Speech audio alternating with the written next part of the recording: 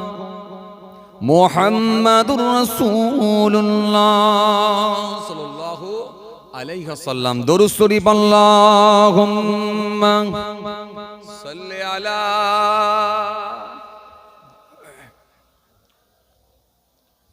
মহব্বতে পড়েন ওয়া আলা আলি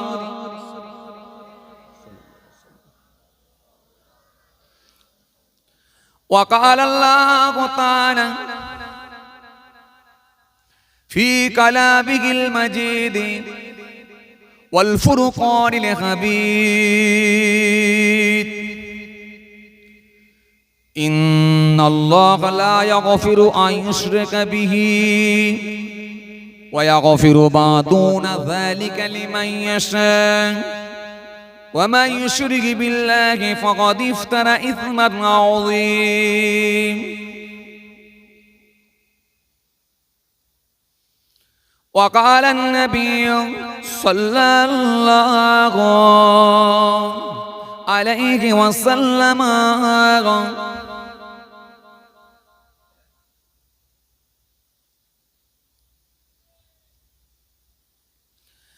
من كان لا إله إلا الله من كان آخر كلامه من كان آخر كلامه لا إله إلا الله دخل الجنة إلى آخر الحديث أو كما قال প্যারে হাজিরানে মজলিস, সদীয় দিনদার ইমানদার পরেজগার মুত্তাকি বয়োজ্যেষ্ঠ আল্লাহওয়ালা প্রবীণ মানুষেরা, আজকের মাহফিলে বসে থাকা নামাজি রোজাদার দিনদার খোদা ভীরু আল্লাহওয়ালা মানুষেরা, বয়োজ্যেষ্ঠ প্রবীণ মানুষেরা, আমার পিতৃতুল্য বাপেরা, জওয়ান যুবক সাথী মহব্বতের ভাইয়েরা, তরুণ যুবকেরা, আমাদের ঘরের সন্তানেরা, আমার ছোট ছোট ভাই বোনেরা, দূর দূরান্তে বাড়িতে বসে থাকা মা বোন বেটিরা, আজকের মাহফিলে আগত বিশিষ্ট ব্যক্তিরা, হাফেজে কোরআন, ওলামায়ে কেরাম, হুফাজে কেরাম, আল্লাহ পাকের হাজী বান্দা গণেরা, খাস করে এই মহল্লার ইমাম, আমাদের সকলের কাছে অত্যন্ত সম্মানীয় ব্যক্তি, শ্রদ্ধার পাত্র মোহতারাম ইমাম সাহেব ভাইজান, পাশাপাশি আরো জানাই আজকের মাহফিলে বসে থাকা দিন দরদি, ইসলাম দরদি আল্লাহওয়ালা বাবাজিরা, জ্ঞানীগুণী মানুষ, শিক্ষিত মানুষ, বুদ্ধিজীবী মানুষ, সোশ্যাল মানুষ, কাজের মানুষেরা, বিভিন্ন রকম কর্মের সঙ্গে সম্পৃক্ত, আজকের মাহফিলে আগত বিভিন্ন গ্রাম থেকে, বিভিন্ন পাড়া থেকে, দূর দূরান্ত থেকে আগত মেহমানগণেরা, সবাইকে আমি আমার অন্তঃস্থল থেকে অনেক অনেক সালাম, শুভেচ্ছা, ভালোবাসা জানিয়ে খুব অল্প সময় সংক্ষিপ্ত কিছু বয়ান করে দোয়া, পাশাপাশি আরো জানাই যারা আর ইহলোকে নাই, আল্লাহর জামিন ছেড়ে বিদায় নিয়েছেন, নশ্বর ধাম ত্যাগ করেছেন, আমাদের থেকে যারা পৃথক হয়ে গেছেন, এই কি গ্রাম জানেন এটা? মাটিয়া পূর্বপাড়া, এই পূর্বপাড়ার কবরস্থানে ৩.৫ হাত জায়গা অধিকার করে অপেক্ষায় রত, ইন্তজার করছেন, ওয়েট করছেন সে কিয়ামতের দিনের জন্য, জানাই তাদেরকে আমি আমার অন্তঃস্থল থেকে সালাম এবং মুবারকবাদ। আল্লাহ পাকের রহমত প্রত্যেক ইমানদারের উপর হোক, আমরা জোরে বলি আল্লাহুম্মা আমিন। মাশাআল্লাহ, আলহামদুলিল্লাহ, বেশ কিছুক্ষণ সময় ধরে আলোচনা আপনারা শ্রবণ করেছেন। গুনাহগার সংক্ষিপ্ত কিছু বয়ান করে দোয়া হবে, খুব কষ্ট আপনাদেরকে দেবো না। বর্তমানে জলসা মাহফিলটা খুব বেশি বেশি হচ্ছে, আবার ওয়াজ শোনার ব্যবস্থাপনাটাও এখন উন্নত মানের হয়ে গেছে। আর যত বাড়বে, যত ভালো জিনিসই হোক, যত বেশি আমরা পাবো, সেই জিনিসের প্রতি আমাদের আন্তরিকতা, অ্যাট্রাকশন, মহাব্বত, ট্রানজাকশন কমে যাবে, এটাই স্বাভাবিক। আপনি দেখবেন রোজ যদি বিরিয়ানি পান আর বিরিয়ানি খেতে ইচ্ছা করে না, একদিন মনে হবে একটু সাদা ভাত, ডাল আলু ছানা হয়ে, একটু ডাল আলু ছানা, একটু শাক ভর্তা, কি একটু চারা মাছ, একটু বেশ মুখরোচক করে যদি খাবারটা দেওয়া হতো মনে হয় ভালো হতো। অথচ বিরিয়ানি, যে বিরিয়ানি, হাজি বিরিয়ানি খেতে গেলে ছেলেরা সপ্তাহে একদিন কি 10 দিনে একদিন যদি হয়, 3-4টে ছেলে মিলে কেউ মোটরসাইকেল করে, কেউ 4 চাকা করে যাচ্ছে বিরিয়ানি খেতে, কিন্তু সেই বিরিয়ানি যখন আমরা রোজ পাচ্ছি, বিরিয়ানির কদর আমাদের কাছ থেকে কমে যাচ্ছে। স্বাভাবিক, জলসা মাহফিলটা খুব বেশি বেশি আমরা পাচ্ছি, অ্যাট্রাকশন কমে যাচ্ছে। তৎকালীন সময় জলসা মাহফিল খুব কম হতো, গ্রামে একটা কি পাড়ায় একটা হলে 2-4টে পাড়া থেকে মানুষ ঝাঁপিয়ে পড়তো। রাস্তাঘাট এত উন্নত মানের ছিল না, লাইট ফাইট এত, প্যান্ডেল সুন্দর এত উন্নত মানের হতো না, এরপরও মানুষের সমাগম বেশি হতো। কেন? মানুষের প্রতি একটা আন্তরিকতা ছিল, ভালোবাসা ছিল, ওয়াজ শুনতে যাও। আর এখন সেই জিনিসগুলো আস্তে আস্তে যেন বিলুপ্ত হতে চলেছে, শেষ হতে চলেছে। যাই হোক, তারপরে যত দিন যাচ্ছে মানুষের ব্যস্ততা বেড়ে যাচ্ছে, মানুষের কাজে কামে, বিভিন্ন রকম কাজে কামের সঙ্গে জড়িত হওয়ার কারণে, যুক্ত থাকার কারণে সময়ের অভাব হয়ে যাচ্ছে, ব্যস্ততা বেড়ে যাচ্ছে। আবার সরকারি নিত্য নতুন যে এক এক সময় এক এক রকমের আইন কানুন করে মানুষকে যেন একবারে জর্জরিত করে দিয়েছে। সকাল হলি আগে দোকান খোলা বাদ দিয়ে আগে জেরক্স সেন্টারে দৌড়াচ্ছে, এমন লোকও আছে। তো যাই হোক, সব মিলিয়ে মানুষ যেন একটা টেনশনগ্রস্ত, সব মিলিয়ে মানুষ যেন টেনশনের সঙ্গে যুক্ত সর্বসময়। তো যাই হোক, এরপরেও আপনারা সবকিছুকে দূরে সরিয়ে দিয়ে সবকিছু থেকে বিরত থেকে আর এই কঠিন শীতকে উপেক্ষা করে বড় কষ্ট করে আল্লাহর সন্তুষ্টি, তার হাবিবুল্লাহকে খুশি করার নিয়তে আপনারা এসেছেন, মাশাআল্লাহ। তবে মনে রাখবেন একটা কথা, আপনারা যে এখানে এসে বসেছেন নিশ্চিতভাবে আপনারা গেনার, নিশ্চিতভাবে আপনারা সাকসেস। কারণ এটুকু ভরসা রাখতে পারেন, যতক্ষণ এখানে বসে থাকবেন ইনশাআল্লাহ আমার আল্লাহ 100% আমাদেরকে সওয়াবের হকদার করবেন, এতে কোনো সন্দেহের অবকাশ নাই। যতক্ষণ এখানে বসে থাকবেন আল্লাহ আমাদেরকে সওয়াবের হকদার করবেন, এতে চিন্তিত হওয়ার কোনো কারণ নাই। এজন্য জীবনকে দুটো পার্টে ভাগ করতে হয়, একটা ইহকাল আর একটা হলো পরকাল। ইহকালের জন্য টাকা, আর মরে গেলে ফাঁকা। কবরে দরকার শুধু আমল, না থাকলেই গন্ডগোল। এই জন্য সেই কবরের কথা মনে করে যদি আমাদেরকে কিছু ইনকাম করতে হয় তাহলে কিন্তু এই জায়গায় আসতে হয়। কারণ এই জায়গায় আমরা যতক্ষণ বসে থাকবো নিশ্চিতভাবে কেরাও কিছু কোরআন হাদিসের কথা, আল্লাহ রাসূলের কথা শ্রবণ করব। আমার আল্লাহ আমাদেরকে সওয়াবের হকদার করবেন। এবং এই যে বসে বসে আমরা সুবহানাল্লাহ, আলহামদুলিল্লাহ, দরুদ শরীফ, আল্লাহু আকবার, লা ইলাহা ইল্লাল্লাহ, এই আল্লাহ নামে তাসবিহগুলো পড়ব, নিশ্চিতভাবে আমার আল্লাহ আমাদেরকে সওয়াবের হকদার করবেন। রাসূলুল্লাহর একজন সাহাবী ছিলেন, বিখ্যাত সাহাবী, জি, হযরত সাঈদ বিন মুআল্লাহ রাদিয়াল্লাহু তাআলা আনহু। জি, তিনাকে আমার রাসূলুল্লাহ একদিন ডেকে বলেন, বাবা সাঈদ, আমি রাসূল তোমাকে দুটো ওসিয়ত করে যাই। হযরত সাঈদ বিন মুআল্লাহ রাদিয়াল্লাহু তাআলা আনহু বললেন, ইয়া রাসূলুল্লাহ, কি ওসিয়ত বলেন? আল্লাহ নবী বলেন, এক নম্বরে জীবনে যতদিন বাঁচবে এই দুটো ওসিয়ত মেনে চলার চেষ্টা করবে। এক নম্বরে কি? যখন তুমি কোনো জায়গা পাবে যেখানে কোরআনের কথা হবে, হাদিসের কথা হবে, শরীয়তের কথা হবে, আমি রাসূলুল্লাহ আমার কথা হবে, সেই মাহফিল যদি তুমি পেয়ে যাও অবশ্যই সেখানে অ্যাটেন্ড করার চেষ্টা করবে। ইয়া রাসূলুল্লাহ, আপনি তো দুটো বলেছেন, আর একটা কি? আল্লাহ নবী বলেন, যখন তুমি একা একা থাকবে, নিরালা জায়গায় থাকবে, ফাঁকা জায়গায় থাকবে, তোমার জিহ্বাটাকে ফালতু জায়গায় ফালতু কথাই কাজে লাগাবে না। তুমি যখন একা একা থাকবে, নিরালা জায়গায় থাকবে, ফাঁকা জায়গায় থাকবে, তোমার জিহ্বাটাকে ফালতু কথাই লাগাবে না, অনার্থক কথা বলবে না, বেফাস মন্তব্য করবে না, কারোর বিরোধিতা করবে না, কারোর গীবত করবে না। মাচায় বসে চায়ের দোকানে আমরা যেভাবে সময়গুলো কাটিয়ে দিই, এই ফালতু জায়গাতে তোমার জিহ্বাটাকে বেকার কাজে লাগাবে না। ইয়া রাসূলুল্লাহ, কি করব? চলে যাবে আল্লাহর ঘর বাইতুল্লাহ, আল্লাহর ঘরের মধ্যে গিয়ে যদি তুমি সময় পাও, কিছু সময় আল্লাহ আল্লাহ আল্লাহ নামে তাসবিহ পড়বে, জিকির করবে। যদি তোমার জিহ্বাটাকে আল্লাহ নামে জিকিরে লাগাতে পারো, আমি রাসূল বলছি, খায়রাত দুনিয়া ওয়াল আখিরাহ, দুনিয়ায় আল্লাহ শান্তি দেবেন আর পরকালে আল্লাহর দয়ার জান্নাত দেবেন। দুটো, একটা কি এরকম মাহফিলে আসা, আর দ্বিতীয় নাম্বার কি, একা একা থাকলে, নিরালা জায়গায় থাকলে যদি সময় পাও, নিরিবিলি জায়গা, আল্লাহর ঘর, মসজিদে চলে যাও, গিয়ে জিহ্বাকে আল্লাহ নামে জিকিরে লাগাও। ব্যাস, এই দুটো আমল করার চেষ্টা করবে। এই দুটোকে যদি আমরা কাজে লাগাতে পারি, অনেক গুনাহ থেকে ইনশাআল্লাহ আমরা বাঁচব। কথা কিছু বুঝে আসছে?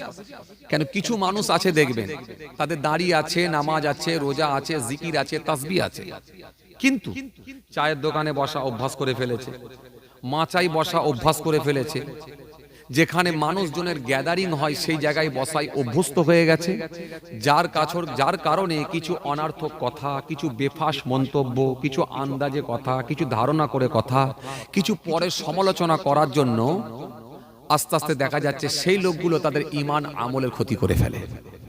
এজন্য মনে রাখবেন, এই জায়গাগুলো থেকে বিরত থাকার চেষ্টা করবেন। কেন রাসূল বলেছেন, দুটো জিনিস যদি তোমরা হেফাজত করতে পারো, এক তোমাদের লজ্জাস্থান, আর দ্বিতীয় নাম্বার হলো তোমাদের জবান। এইটাকে যদি কন্ট্রোল করতে পারো, জান্নাতে নিয়ে যাবার জামিনদার আমি রাসূল নিজে হয়ে যাব। চলেন আসেন, সেই নবীকে সামনে রেখে একটুখানি আলোচনা করব, সংক্ষিপ্ত কিছু বয়ান করে দোয়া করে দেবো। মনে রাখবেন, প্রথমত আপনাদের সামনে একটু বলে নিই, আমরা কিন্তু খুব ভাগ্যবান। আমরা হলাম খুব ভাগ্যবান। কেন? আমরা শ্রেষ্ঠ ধর্মের মানুষ। ধর্ম হিসাবে আল্লাহ আমাদেরকে শ্রেষ্ঠ ধর্মটা দিয়েছেন, আর টিচার হিসাবে শ্রেষ্ঠ টিচার আখিরি নবী তার হাবিবুল্লাহকে আল্লাহ আমাদের জন্যই পৃথিবীর জমিনে প্রেরণ করেছিলেন।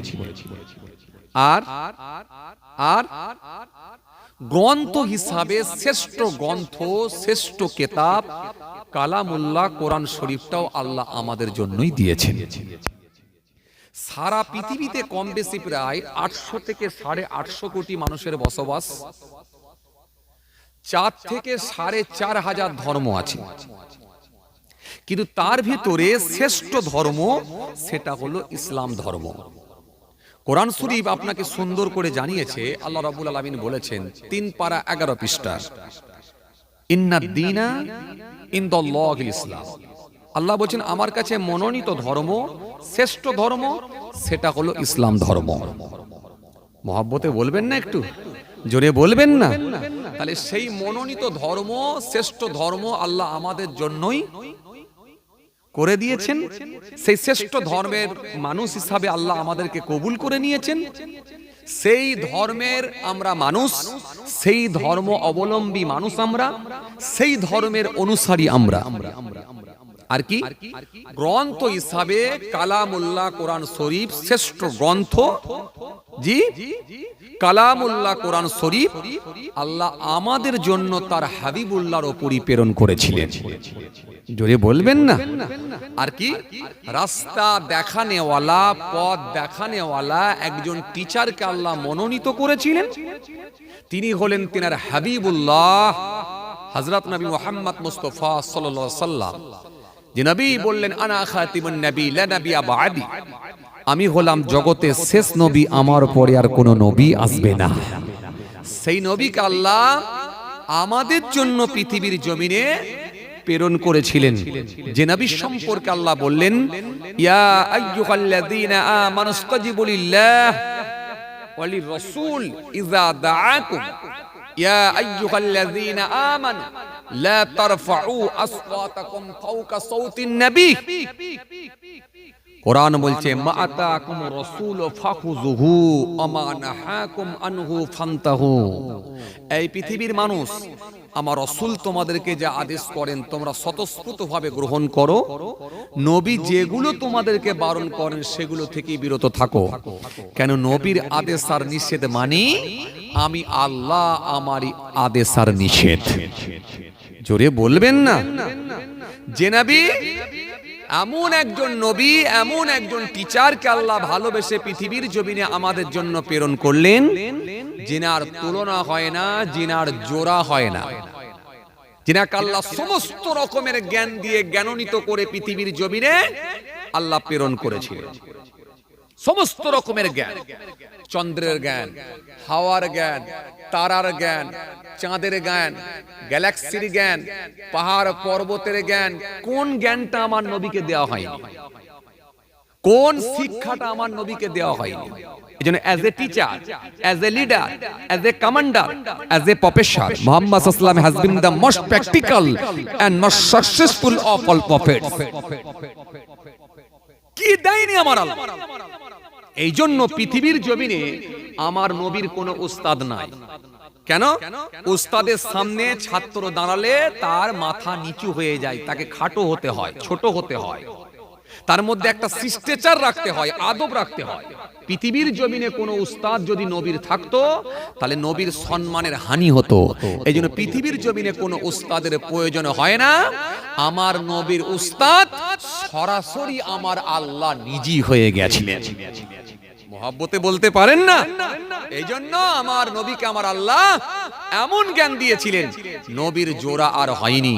এই জন্য কোরআনে আল্লাহ বললেন, এই পৃথিবীর মানুষ শোনো, আমার হাবিব একটা কথাও নিজে ইচ্ছাই বলে না, যেটা আমি আল্লাহ বলতে বলি, নির্দেশ করি, সেটাই আমার হাবিবুল্লাহ বলে।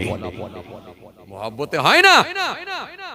তাহলে টিচার পেলাম আমরা শ্রেষ্ঠ, পুস্তক পেলাম, ধর্মগ্রন্থ পেলাম শ্রেষ্ঠ, ধর্মটা পেলাম শ্রেষ্ঠ।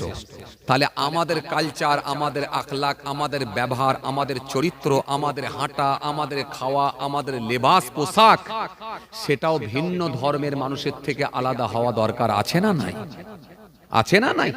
আছে। এই জন্য আপনাকে দেখলে মানুষ স্যালুট করবে, ও এটাই তো ইসলাম ধর্ম অবলম্বী মানুষ, দেখো গো, তার চলনটা দেখেছো, তার হাঁটাটা দেখেছো, কথাবার্তার ধরনটা দেখেছো, ও তার খাওয়ার স্টাইলটা দেখেছো, তার ব্যবসা করার স্টাইলটা দেখেছো, মানুষ আপনাকে দেখলে স্যালুট করবে। এই জন্য ধর্ম হিসাবে আল্লাহ শ্রেষ্ঠ ধর্ম দিয়েছেন, গ্রন্থ হিসাবে আল্লাহ শ্রেষ্ঠ গ্রন্থ দিয়েছেন, টিচার হিসাবেও আল্লাহ শ্রেষ্ঠ টিচার কি আমাদের জন্য দিয়েছেন। এজন্য এমন একটা গ্রন্থ দিয়েছেন যার ভেতরে ভুল তো দূরের কথা, সন্দেহের কোনো অবকাশ নাই। এখন আবার কিছু গায়ের কম মানুষ, তা আবার ইসলাম ধর্মের কোরআন শরীফ, এই কোরআনের ভুল ধরবে বলে আবার তারা উঠে পড়ে লেগেছে। হাই রে হায়, দেখছেন না কদিন ধরে ফেসবুক তোলপাড় হয়ে যাচ্ছে, সোশ্যাল মিডিয়া তোলপাড়। হ্যাঁ, কোরআনে এই কথা বলা হয়েছে, কেন মুশরিকদিকে হত্যা করো, তার জবাব দিতে হবে। আরে খ্যাপা, তুই কে? বুঝিস কোরআন? কোরআন শরীফ বুঝতে হলেও তো ন্যূনতম জ্ঞান থাকতে হবে, তাহলে বুঝবি কি করে? হ্যাঁ, টাইসনের মতো মানুষ, গ্যারি মিলারের মতো মানুষ, অন্নার ক্লাউনের মতো মানুষ, ডক্টর মারিস মোকাইলের মতো মানুষ, হ্যাঁ, কেসিয়া স্কেলের মতো মানুষ, এরকম হায়ার এডুকেটেড মানুষ যাদের জনপ্রিয়তা গোটা পৃথিবী জুড়ে, এরকম পপুলার ব্যক্তিগুলো তারা ইসলামের ছত্র ছায়া এসে কালেমা পড়ে ঈমান কবুল করে নিয়েছে। তারা কোরআনকে পড়ে তারা ঈমান কবুল করে নিয়েছে, আর তুমি বলছো আমি ভুল বের করে দিচ্ছি। পাগলে কি না বলে, ছাগলে কি না খায়, কোথায় নেতাজি আর কোথায় পিয়াজি, কোথায় জ্যোতি বোস? জ্যোতি বোস কি গো, কে বোস বলো? সুভাষ বোস আর কোথায় তখ্ত বোস? পাগলে কি না বলে, ছাগলে কি না খায়, ভাবতে আমাদের অবাক লাগে। কোরআনের ভুল, কোরআন বুঝিস? কোরআন শরীফ তুমি বোঝো? কোরআন কতদিন ধরে নাজিল হয়েছে বলো তো দেখি? 23 বছর ধরে আল্লাহর কোরআন নাজিল হয়েছে। মক্কা শরীফে যেই সূরাটা, মক্কা শরীফে যে সূরা অবতীর্ণ হয়েছে সেগুলোকে মাক্কি সূরা বলা হয়, আর মদিনা শরীফে যে সূরা অবতীর্ণ হয়েছে সেগুলোকে মাদানী সূরা বলা হয়। কোরআন এসেছে, আল্লাহ এক একটা পরিস্থিতির পরিপ্রেক্ষিতে আয়াত দিয়েছেন, এক একটা প্রেক্ষাপট নিয়ে আল্লাহ আলোচনা করেছেন কোরআনের মধ্যে। এজন্য আপনি অতীত, বর্তমান, ভবিষ্যৎ তিন কালেরই কথা পাবেন কোরআনের মধ্যে। কথা বোঝেন? অতীত, বর্তমান, ভবিষ্যৎ। ভবিষ্যৎ সম্পর্কে আল্লাহ কোরআনের আয়াত দিয়েছেন, অতীত সম্পর্কে আল্লাহ কোরআনের আয়াত দিয়েছেন, বর্তমান মানুষ কিভাবে চলবে সেই সম্পর্কে আল্লাহ আয়াত দিয়েছেন। এজন্য 500 আয়াত খালি আল্লাহ দিয়েছেন আদেশ আর নিষেধ, চলবে আর চলবে না, করো আর করো না, জায়েজ আর না জায়েজ, হালাল আর হারাম, বৈধ আর অবৈধ, এই আয়াত দিয়েছেন খালি 500 আয়াত। বাকি আয়াত history of past, history of past, অতীতের ইতিহাস। নূহ নবীর জামানায় যে ঘটনা ঘটেছে, ইউনূস নবীর জামানায় যে ঘটনা ঘটেছে, মুসা নবীর জামানায় যে ঘটনা ঘটেছে, সেগুলোকেও আল্লাহ, এই অতীতের কথাগুলোকেও আল্লাহ কোরআনের মধ্যে জানিয়ে দিয়েছেন। তার হাবিবুল্লাহকে আল্লাহ জানিয়ে দিয়েছেন কোরআনের মধ্যে, নবী অতীতে এরকম এরকম ঘটনা ঘটেছে। আল্লাহু আকবার। জি, নবী আসার আরো 1000 বছর আগে যে ঘটনা ঘটেছে, 1500 বছর আগে যে ঘটনা ঘটেছে, 500 বছর 700 বছর আগে ঘটনা যেগুলো ঘটেছে, সেগুলোকেও আল্লাহ তার হাবিবুল্লাহকে কোরআনের মাধ্যম দিয়ে জানিয়ে দিয়েছেন। জোরে বলতে পারেন না? এই জন্য কোরআন শরীফ এমন একটা ধর্মগ্রন্থ, যার এক একটা অক্ষরের বিনিময়ে আল্লাহ পাক 10টা করে নেকি দেবেন। মহব্বতে বলতে পারেন না? এই জন্য রাসূল বলছেন, আমি বলছি না আলিফ লাম মিম একটা শব্দ, এটা বলছি না, বলে আলিফ হারফ ও লাম হারফ ও মিম হারফ। ইমানদার যদি এতটুকু তেলাওয়াত করে আলিফ লাম মিম, আল্লাহ ইচ্ছা করলে তার নেকির খাতায় 30টা নেকি লিখে দেবেন। মহব্বতে বলতে পারেন না? ইমানদার এতটুকু তেলাওয়াত করবে, বিসমিল্লাহির রহমানির রহিম, আল্লাহ ইচ্ছা করলে তার নেকির খাতায় 190টা সওয়াব লিখে দেবেন। যেন কোরআন শরীফ ভুল ধরা তো দূরের কথা, পড়লেও পড়তে হলো জ্ঞান থাকতে হবে।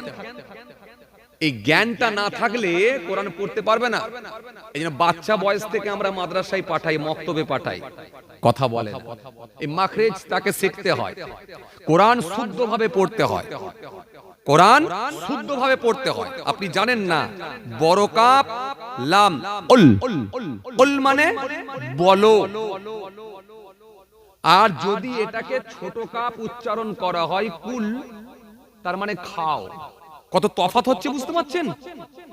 এই কত তফাৎ হচ্ছে বুঝতে পারছেন? আপনি যদি এইটুকু পড়ে ফেলেন হু আল্লাহু আহাদ, বলেন সে আল্লাহ হলেন একক বা এক, মানে সঠিক হলো। আর যদি বলেন কুলু আল্লাহু আহাদ, তার মানে অর্থ হয়ে গেল খাও আল্লাহ এক। অর্থ কোথায় যাচ্ছে বুঝতে পারছেন? কথা বুঝে যাচ্ছে? এজন্য কোরআন পড়তে হলো, কোরআনের ভুল ধরা তো দূরের কথা, কোরআন বুঝে পড়তে হলো জ্ঞান থাকতে হবে, কোরআন পড়া আগে শিখতে হবে। আর এ বলছে আমি ভুল ধরে দিচ্ছি। কোরআনে কেন মুশরিকদেরকে হত্যা করার কথা বলা হয়েছে বল? আরে খ্যাপা, বুঝিস তুই? হ্যাঁ, কোন পরিপ্রেক্ষিতে এই আয়াতটা নাজিল হয়েছে তুই বুঝিস? এটা তো একটা যুদ্ধের সময়ে সেই প্রেক্ষাপট নিয়ে আয়াত নাজিল হয়েছে। যাদেরকে তোমরা পাবে বন্দী করে রাখো, তারপরে তাদেরকে দ্বীনের দাওয়াত দাও, সেই সময়কার জন্য ওই আয়াতটা প্রযোজ্য। ওই আয়াতটা সমগ্র পৃথিবীর মুশরিকদের জন্য নয়। যদি সমগ্র পৃথিবীর মুশরিকদের জন্য যদি হতো, তাহলে দুবাইয়ে তো অনেক অমুসলিম ভাইরা কাজ করে। আরে কথা বলে না তো এরা, কথা বলে না। দুবাইতে অনেক অমুসলিম ভাইরা কাজ করে, তাহলে একটাও বাঁচতো? কথা বলছেন না কেন আপনারা? বিরক্ত করে আমাকে। দুবাইয়ে অনেক অমুসলিম ভাইরা কাজ করতো, তাহলে তারা অনেক অমুসলিম ভাইরা কাজ করে, তাহলে একটাও বাঁচতো না কেন? ওখানে ইসলামিক আইন চলে। আরবে অনেক অমুসলিম ভাইরা কাজ করে, একটাও বাঁচতো না। এই ভারতবর্ষের জমিনে 700 বছর রাজত্ব করে গেল মুসলিমরা কম বেশি, একটাও অমুসলিম ভাই থাকতো? কথা বলেন, একটাও থাকতো না। আমরা ছোটবেলা থেকে রাম আর রহিম একসঙ্গে ফুটবল মাঠে ফুটবল খেলেছি। আমরা ছোট থেকে বড় হয়েছি, রাম আর রহিম একসঙ্গে ক্রিকেট মাঠে ক্রিকেট খেলেছি। আজও আমাদের দাদু আর আমার রাম ভাইয়ের দাদু একই সঙ্গে চায়ের দোকানে গিয়ে চা খাই বসে থাকে। তাহলে এই সম্পর্ক আমাদের মধ্যে আছে না নাই? তাহলে আপনাকে বুঝতে হবে ওটা কোন পরিপ্রেক্ষিতে আয়াতটা এসেছে, সেটা আগে বুঝতে হবে। সেটা আপনি বুঝলেন না, কোন সময়কার জন্য কোন পরিপ্রেক্ষিতে এই আয়াতটা প্রযোজ্য সেটা আপনাকে জানতে হবে। আর এটা জানতে গেলে কি হবে, এর আগে পরের আয়াতগুলো পড়তে হবে এবং পাশাপাশি শানে নজুল পড়তে হবে। কোরআন শরীফে কম বেশি প্রায় মদ সম্পর্কে 4টে আল্লাহ আয়াত দিয়েছেন, খুব ভালো করে বুঝবেন। কিন্তু কোরআন শরীফের মধ্যে মদ সম্পর্কে আল্লাহ কম বেশি প্রায় 4টে আয়াত দিয়েছেন। এই আয়াত দিয়ে ধাপে ধাপে ধাপে ধাপে ধাপে শেষে আল্লাহ হারাম করে দিলেন, ক্লিয়ার করে দিলেন হারাম নিষেধ আর খাবে না। কিন্তু তার আগে পর্যন্ত সরাসরি হারাম করা হয়নি। কথা কিছু বুঝে আসছে? কোরআন শরীফের মধ্যে আল্লাহ রাব্বুল আলামিন স্পষ্ট কোরআনের আয়াত দিলেন, আয়াত দিয়ে বললেন ইয়াসআলুনাকা আনিল খামরি ওয়াল মাইসির কুল ফিহিমা ইসমুন কাবীর কুল ফিহিমা ইসমুন কাবীর ওয়া মানাফিউ লিন-নাস ওয়া ইসমুহুমা আকবারু মিন নাফইহিমা। আল্লাহ এই আয়াত দিয়ে সুন্দর করে আল্লাহ জানিয়ে দিলেন, জানিয়ে দিয়ে বললেন মদ আর জুয়া, মদ আর জুয়া এতে উপকারের থেকে অপকারটাই বেশি। আর এটা করা মানে খাওয়া মানে এটা পাপের কাজ। তো কিছু সংখ্যক মানুষ তারা মদ খাওয়া ছেড়ে দিল। শুনছেন কথা? উপকারের থেকে যদি অপকার বেশি হয় কেন খাবো? আর কিছু সংখ্যক মানুষ তারা বলছে সরাসরি যখন হারাম করা হয়নি তো খাবনি কেন? তাহলে এটা হচ্ছে প্রথম আয়াত। এই প্রথম আয়াত দিলেন আল্লাহ, আয়াত দিয়ে একটু সাবধান করে দিলেন, বান্দা একটু সাবধান হয়ে যাও, না খাওয়াটাই ভালো, খবরদার, এতে কোনো উপকার নেই বরং অপকারটাই বেশি, এজন্য এটা না খাওয়াটাই ভালো। কথা বুঝে আসছে? এটা না খাওয়াটাই ভালো। এটা প্রথম আয়াত আল্লাহ দিয়ে বান্দাকে একটু সাবধান করে দিলেন, একটু সচেতন করলেন। এই আয়াতটা ঠিক কখন নাজিল হয়েছিল? আয়াত নাজিল হয়েছে, শানে নজুল পড়তে হবে আপনাকে। কখন আয়াত নাজিল হয়েছিল? রাসূলুল্লাহ সাল্লাল্লাহু আলাইহি ওয়াসাল্লাম মক্কা শরীফ থেকে যখন হিজরত করে মদিনা শরীফে গিয়েছিলেন। হে তরুণিয়া নওজওয়ান জামাকেরা, হে আমার মুরব্বিয়ানেরা, বাবা রাসূলের রেখে দিয়ে আল্লাহ নবী যখন মদিনা শরীফে গিয়েছিলেন, মদিনায় যাওয়ার পর আল্লাহ নবীর কাছে সাহাবায়ে কিরামেরা এসে হাজির হয়ে গেলেন। সাহাবীদের ভেতরে একজন সাহাবী যার নাম হলো হযরত ওমর ফারুক রাদিয়াল্লাহু তাআলা আনহু। সাহাবীদের ভেতরে একজন সাহাবী যার নাম হলো হযরত ওমর ফারুক রাদিয়াল্লাহু তাআলা আনহু রাসূলুল্লাহর কাছে এসে হাজির হয়ে গেলেন। সাহাবীদের ভেতরে আর একজন সাহাবী যার নাম হলো হযরত মুআয ইবনে জাবর রাদিয়াল্লাহু তাআলা আনহু। তিনিও আল্লাহ নবীর কাছে এসে হাজির হয়ে গেলেন। সালাম দিয়ে বললেন, ও আল্লাহ নবী, মদ সম্পর্কে আমাদেরকে একটু বলুন। খুব ভালো করে আজ বুঝবেন, কিন্তু ওয়াজ খুব ভালো করে বুঝবেন, তাহলে সোশ্যাল মিডিয়াতে আপনারাও প্রতিবাদ করতে পারবেন। আপনাদের মনোযোগ থাকে না ওয়াজে, যার কারণে আজকে আপনারা ফেসবুক, ইউটিউব, সোশ্যাল মিডিয়ায় মেসেঞ্জারের মাধ্যম দিয়ে আপনারা প্রতিবাদগুলো করতে পারেননি। এই প্রতিবাদগুলো আপনাদেরই করতে হবে। হ্যাঁ, গণতান্ত্রিক পদ্ধতিতে প্রতিবাদ হবে, নিরপেক্ষভাবে হবে। স্বাধীন ভারতের নাগরিক হিসাবে আমি প্রতিবাদ করব, হ্যাঁ, সেটা গণতান্ত্রিক পদ্ধতিতে আইনকে মান্যতা দিয়ে, আমরা ল অ্যান্ড অর্ডারকে মান্যতা দিয়ে আমরা প্রতিবাদ চালাবো। আমরা দেখিয়ে দেবো আমরা প্রতিবাদ করি গণতান্ত্রিক পদ্ধতিতে, আর তোমরা আইন মানো না, আইন নিয়ে নাও হাতেতে। কথা বলে, তোমরা আইন নাও হাতেতে, আইন তুলে নাও হাতেতে, এটা তোমরা তোমাদের ক্ষমতার অপব্যবহার করো। কিন্তু আমরা প্রতিবাদ করি গণতান্ত্রিক পদ্ধতিতে, একেবারে নিরপেক্ষভাবে, পুলিশ প্রশাসনকে সম্মান দিয়ে, আইনকে মান্যতা দিয়ে আমরা প্রতিবাদ করি। এই ওয়াজ খুব ভালো করে বুঝবেন। হযরত ওমর ফারুক রাদিয়াল্লাহু তাআলা আনহু আল্লাহ নবীর সামনে হাজির হয়ে গেলেন। হযরত মুআয ইবনে জাবাল রাদিয়াল্লাহু তাআলা আনহু তিনিও রাসূলুল্লাহর সামনে এসে হাজির হয়ে গেলেন।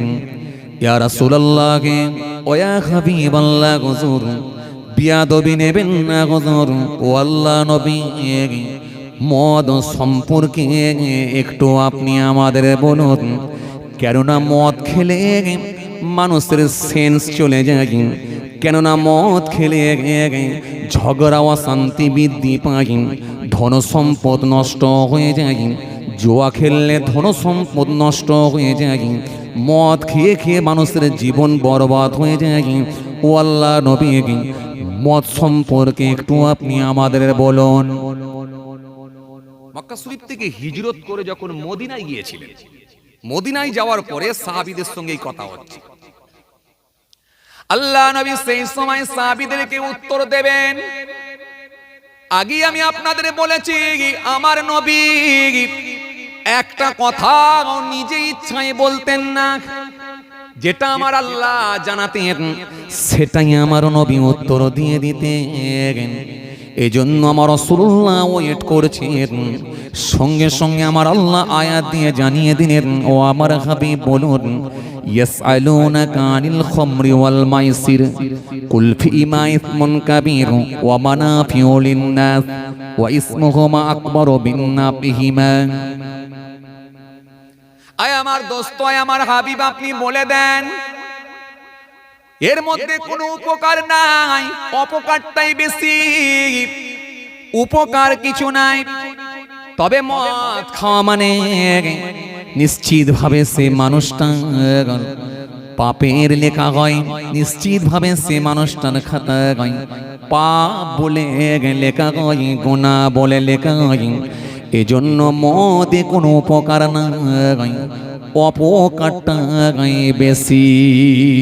যখন এই আয়াতটা এলো, এটা হলো সর্বপ্রথম আয়াত, সঙ্গে সঙ্গে কিছু সংখ্যক সাহাবী তারা বললেন, মদ আমরা আর খাবো না, আর খাবো না, যার ভেতরে কোনো উপকার নাই, এরকম জিনিস পান করারও কোনো দরকার নাই, মদ আমরা খাবো না।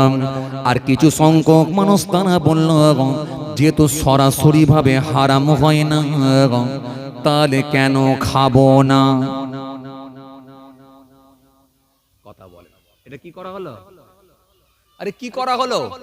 কমিয়ে দেয়া হলো। কি করা হলো? কমিয়ে দেয়া হলো,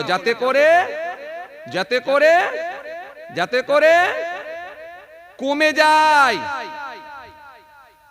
সংখ্যাই কমে যায়। আল্লাহ কি সুন্দর ভাবে আমার আল্লাহ আয়াত দিলেন, কিন্তু সরাসরি আল্লাহ ইচ্ছা করলে হারাম করে দিতে পারতেন না, মানুষের অসুবিধা হয়ে যাবে। একটা চাচা দিনে 20টা বিড়ি খায়, সেই চাচাকে যে যদি বলা হয় কাল থেকে আর একটা খেতে দেবো না, আমার ক্ষমতা আছে, খেলি তরোয়াল দিয়ে গর্দান উড়িয়ে দেবো, ওই মানুষটার জন্য খুব অসুবিধা হবে কি হবে না?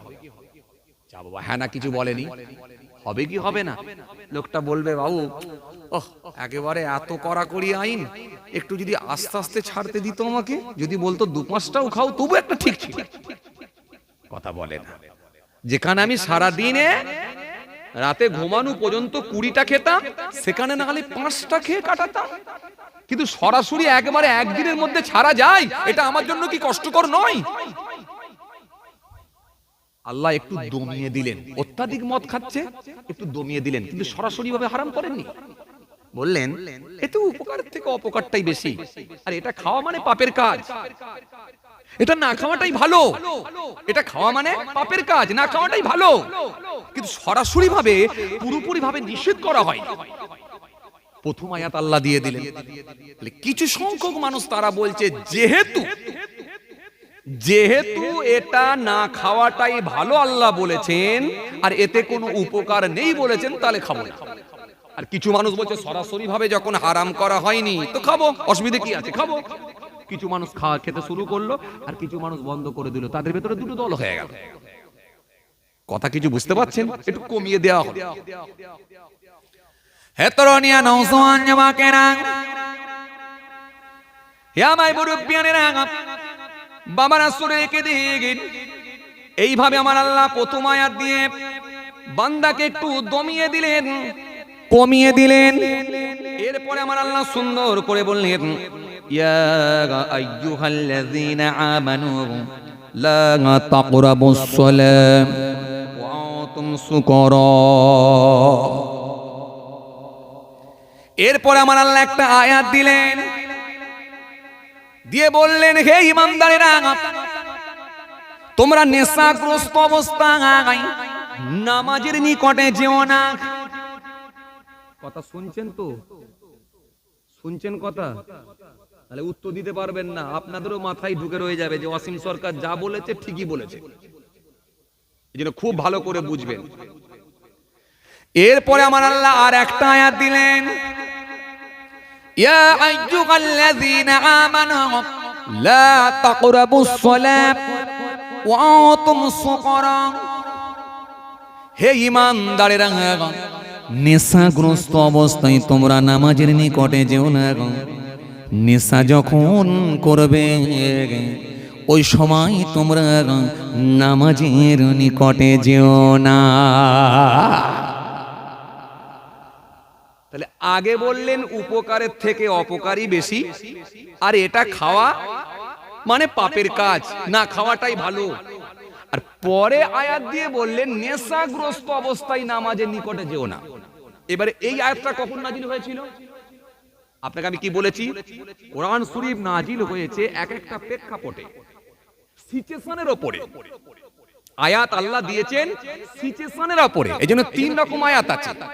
অতীত নিয়ে আল্লাহ বলেছেন, বর্তমান নিয়ে বলেছেন, ভবিষ্যৎ নিয়ে বলছেন। এটা রানিং বর্তমান নিয়ে এই আয়াত আসছে। এই আয়াত কিন্তু রানিং বর্তমান নিয়ে, কেন তৎকালীন সময়ের কথা বলছি। সেই সময়ে ঘটনা যখন ঘটেছে, বর্তমান সেই সময়, এটা এখনকার আয়াত নয়।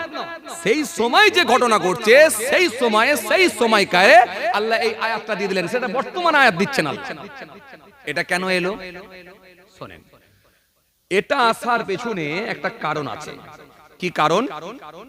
খুব ভালো করে শুনে রাখেন ভাইরা আমার, বন্ধুরা আমার, সাথী মোহাব্বতের ভাইরা। জি, রাসূলুল্লাহর একজন সাহাবী ছিলেন আব্দুর রহমান ইবনে আউফ। আব্দুর রহমান ইবনে আউফ রাদিয়াল্লাহু তাআলা আনহু। তিনি একদিন বাড়িতে একটু মেহমানদারির ব্যবস্থা করেছিলেন, খাওয়া দাওয়া। কথা শুনছেন? খাওয়া দাওয়ার ব্যবস্থা করেছেন, মেহমানদারির ব্যবস্থা করেছেন। আমরা যেমন মাঝে মাঝে আমাদের বন্ধুদেরকে দাওয়াত দিই না, খাওয়া দাওয়ার ব্যবস্থা করি না, কি করি না? ছেলের আকিকা দিচ্ছেন, ছেলের মুসলমানি দিচ্ছেন, আল্লাহ না করেন বাপের সব রেশানি করছেন, কি বাড়িতে বিয়ে বাড়ি হচ্ছে, একটু মেহমানদারি আমরা করি তো নাকি? মানুষজনকে দাওয়াত দিই তো না? দিই না? দিই। তো রাসূলুল্লাহর একজন সাহাবী আব্দুর রহমান বিন আউফ রাদিয়াল্লাহু তাআলা আনহু, তিনি দাওয়াত দিচ্ছেন সাহাবীদেরকে, একটু খাওয়া দাওয়া হবে, খাওয়া দাওয়ার ইন্তজাম করছেন। যেমন দেখবেন আজকের কিছু ছেলেরা দেখবেন বাড়িতে খাওয়া দাওয়া দেয়, আবার অনেকে দেখবেন অন্য ধর্মের মানুষেরা তারা বলে পার্টি দাও, পার্টি। তার মানে বিরাট জোরদার খাওয়া চলবে। আরে কথা বলেননি কেন? আবার এখন দেখেন এই যে জানুয়ারি মাস চলছে, বিশাল চলছে, ওরে সর্বনাশ। মাঠে ঘাটে পুকুরের পাড়ে, কোথায় পাহাড়ের ওপরে, কোথায় জঙ্গলের ভেতরে 6টা-8টা বক্স লাগিয়ে দিয়ে কিছু মাতাল সেখানে ফিট করে দিয়ে তিরিং তিরিং করে লাফাচ্ছে। সে যে কি বলছে, কি বুঝছে, আর তার লাফানোর স্টাইলও ঠিক করা যায় না। এক মাতাল তো লাফাতে গিয়ে পড়েও যাচ্ছে, এমনও হয়ে যাচ্ছে। পড়ে গিয়ে কাঁচার টাচার খেয়ে হাঁটু ফাটু ছিঁড়ে আগুল মুটকে ফেলে রাস্তে ঘরে এসে বলছে, ও বাবারে, কাল পিকনিক করতে গিয়ে যা হয়েছে না। চলছে না? চলেনি? এই জন্য জানুয়ারি মাস, এই জন্য দেখবেন কিছু মানুষের হয়ে যায় সর্বনাশ।